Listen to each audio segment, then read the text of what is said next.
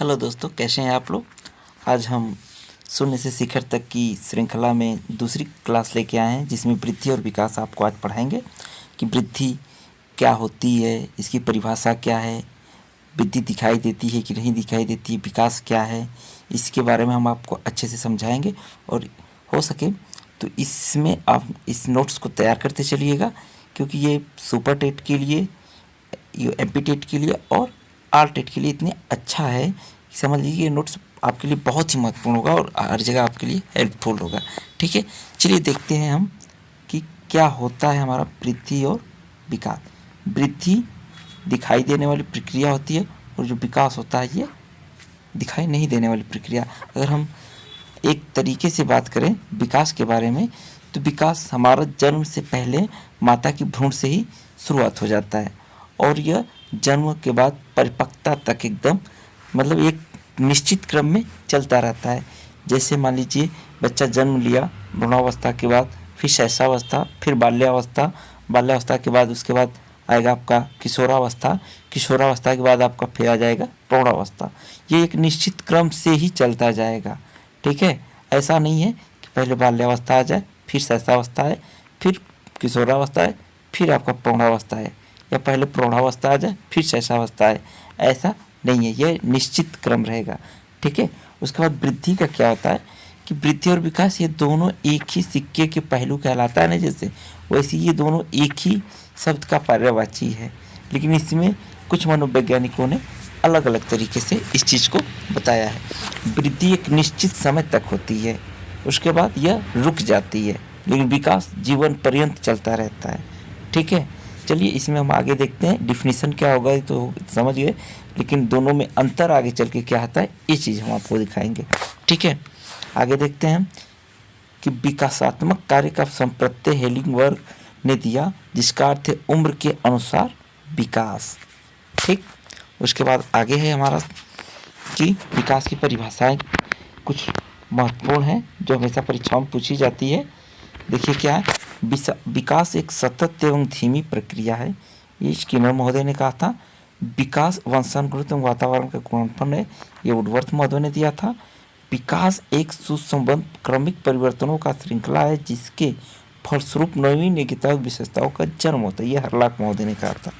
ठीक है, उसके बाद आगे हमारा है, देखिए क्या है कि विकास एक अवधारणा से अधिक है, इसका मूल्यांकन, निरीक्षण और कुछ हद तक अंग विश्लेषण, शरीर ज्ञान एवं व्यवहारात्मक, इन तीनों प्रकटीकरणों का मापन किया जा सकता है, गैसर महोदय ने कहा था। अब देखिए कि इसमें डिफरेंट क्या है, different between growth and development लिखा है, जिसमें विकास एवं वृद्धि में अंतर। ठीक है, अब देखिए ये ग्रोथ मतलब वृद्धि और डेवलपमेंट मतलब विकास। अब इसमें क्या दिया, मूर्त, मूर्त का मतलब होता है दिखाई देने वाला, तो इसका मतलब वृद्धि हमको दिखाई देती है, बालक कितना बढ़ा, क्या हुआ क्या नहीं हुआ, कैसे हुआ। ठीक है, अमूर्त में विकास है जो दिखाई नहीं देता है। वृद्धि का मापन संभव है, पूरी तरह संभव है कि बच्चा 10 केजी का हो गया है या 5 फुट का हो गया है, 4 फुट का हो गया है, इसकी हड्डियाँ कितनी, वजन कितना है, हर चीज़। लेकिन इसमें डेवलपमेंट में क्या है, विकास, विकास में मापन संभव नहीं है कि कितने इसके में अवगुण है, कितने गुण है, कितना इसका सांस्कृतिक कार्यक्रम के अकॉर्डिंग है, कितना नैतिकता है, कितना नहीं है, ये सारी चीज़ें हैं। ठीक है, उसके बाद ग्रोथ मात्रात्मक होता है, लेकिन ये गुणात्मक और मात्रात्मक दोनों होते हैं। इसकी दिशा निश्चित होती है, वृद्धि की दिशा निश्चित नहीं होती है, लेकिन इसकी दिशा निश्चित होती है, जिसे क्रम कह सकते हैं। ठीक है, उसके बाद कुछ समय बाद ये रुक जाती है और यह आजीवन चलता रहता है। ठीक है साथियों, उसके बाद आगे देखते हैं, आगे हमारा वृद्धि और विकास के बारे में कुछ चीज़ें हैं। देखिए क्या दे रखा है कि वृद्धि एक शब्द परिणात्मक परिवर्तनों, क्वांटिटी चेंज के लिए प्रयुक्त होता है। उदाहरण के बालक के बड़े होने के साथ साथ आकार, लंबाई, ऊंचाई, भार में होने वाला परिवर्तन वृद्धि कहलाता है। ठीक है, और यहाँ दे रखा है कि विकास एक गुणात्मक परिवर्तन के लिए प्रयुक्त होता है, जिसका फलस्वरूप बालक की कार्य क्षमता, कार्य कुशलता, व्यवहार में प्रगति होती है। ठीक, उसके बाद है वृद्धि शब्द सीमित अभिप्राय के लिए है। संपूर्ण विकास की प्रक्रिया में वृद्धि एक चरण है, मतलब विकास का एक भाग है वृद्धि। ठीक, यहाँ दे रखा है विकास शब्द अपने आप में विशिष्ट अर्थ है। वृद्धि मात्र इसका एक भाग है। यह व्यक्ति में होने वाले सभी परिवर्तनों का प्रकट करता है। उसके बाद आगे देखिए क्या है कि वृद्धि प्रक्रिया जीवन पर्यंत नहीं चलती है। बालक द्वारा परिपक्वता ग्रहण करने के साथ साथ यह समाप्त हो जाती है। और विकास एक निरंतर चलने वाली प्रक्रिया है। वृद्धि की तरफ बालक परिपक्व होने पर यह समाप्त न होकर आजीवन चलती है। ठीक है, वृद्धि के फलस्वरूप होने वाले परिवर्तन सामान्यतः स्पष्ट दिखाई देते हैं। इन्हें भली भांति मापा जा सकता है। और विकास के फलस्वरूप होने वाले परिवर्तनों को प्रत्यक्ष मापन कठिन है। इन्हें केवल अप्रत्यक्ष तरीके जैसे व्यवहार का निरीक्षण आदि के द्वारा माना जा सकता है, मापा जा सकता है। सॉरी, अब इसमें क्या है साथियों कि एक एक चीज़ें आपको आसान से समझ में आ गया होगा, क्योंकि हमको कुछ समझाने लायक चीज़ नहीं था। खुद एक एकदम शार्ट जितना अच्छे तरीके से लिखना था मतलब इसमें बताया गया है। ठीक है, अब आगे हम देखते हैं क्या है। अब यहाँ पे दे रखा है कि विकास के कारण और मतलब परिपक्वता और अधिगम, ये दोनों क्या होता है इस चीज़ को हम देखेंगे। परिपक्वता का अर्थ है व्यक्ति के विभिन्न अंगों का प्रौढ़ होना, उन गुणों का विकसित होना जो वंशानुक्रम में प्राप्त होते हैं। बालक के विकास को पर परिपक्वता का प्रभाव, प्रक्रिया का प्रभाव जन्म से लेकर तब तक पड़ता है जब तक कि उसकी मांसपेशियां, स्नायु दृढ़ता, प्रौढ़ता पूर्ण रूप से प्राप्त नहीं हो सके। परिपक्वता आंतरिक विकास की प्रक्रिया है। इसी के कारण बालक के शारीरिक अवयवों में नई क्रिया को सीखने की क्षमता उत्पन्न होती है। ठीक है, अब अधिगम क्या है? वातावरण के साथ सामंजस्य स्थापित करते समय व्यक्ति के शारीरिक मानसिक क्रियाओं में जो परिवर्तन होता है उसे अधिगम या सीखना कहा जाता है।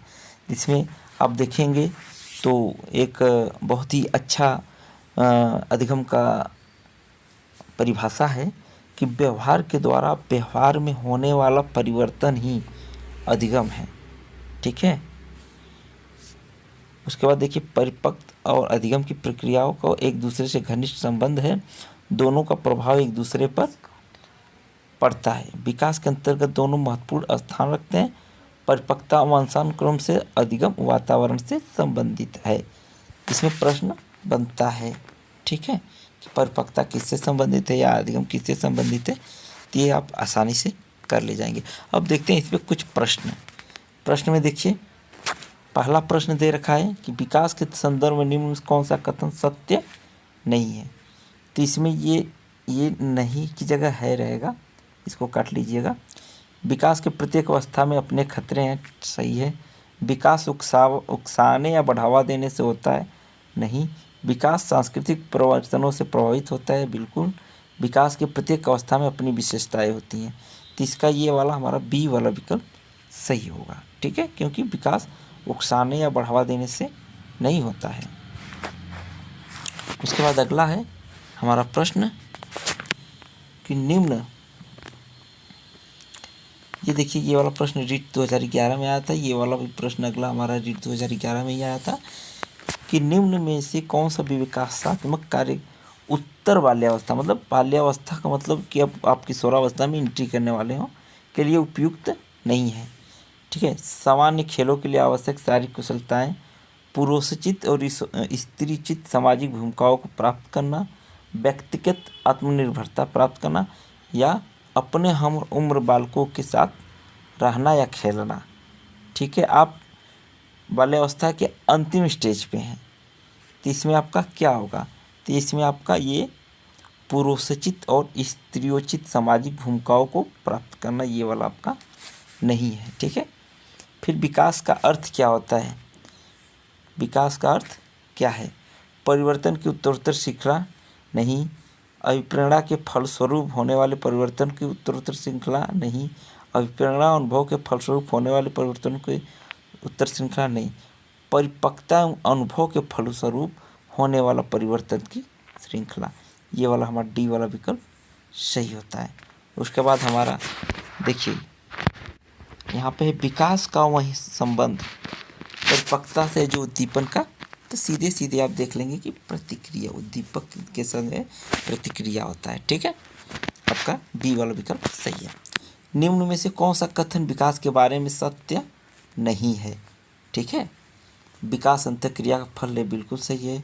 विकास एक व्यवस्थित श्रृंखला का अनुगामी, ये भी सही है। विकास एक व्यक्तिगत प्रक्रिया है, ये भी सही है। विकास विशिष्ट से सामान्य की ओर होता है, ये गलत है, क्योंकि विकास सामान्य से विशिष्ट की ओर होता है। ठीक है, ये हमारा विकल्प डी वाला सही होता है। उसके बाद हमारा आज का अंतिम प्रश्न, अवधारणाओं का विकास मुख्य रूप से डॉट डॉट का हिस्सा है। अवधारणा मतलब आप समझिएगा क्या होता है। बौद्धिक विकास, शारीरिक विकास, या सामाजिक विकास, या संवेगात्मक विकास। अवधारणा में एक आता है जोड़ घटाना गुणा भाग, ये भी आप यूज कर सकते हैं इसमें। ठीक है, अवधारणा का अर्थ ये भी होता है, तो आप इसमें बौद्धिक विकास, आपका विकल्प ए सही होगा।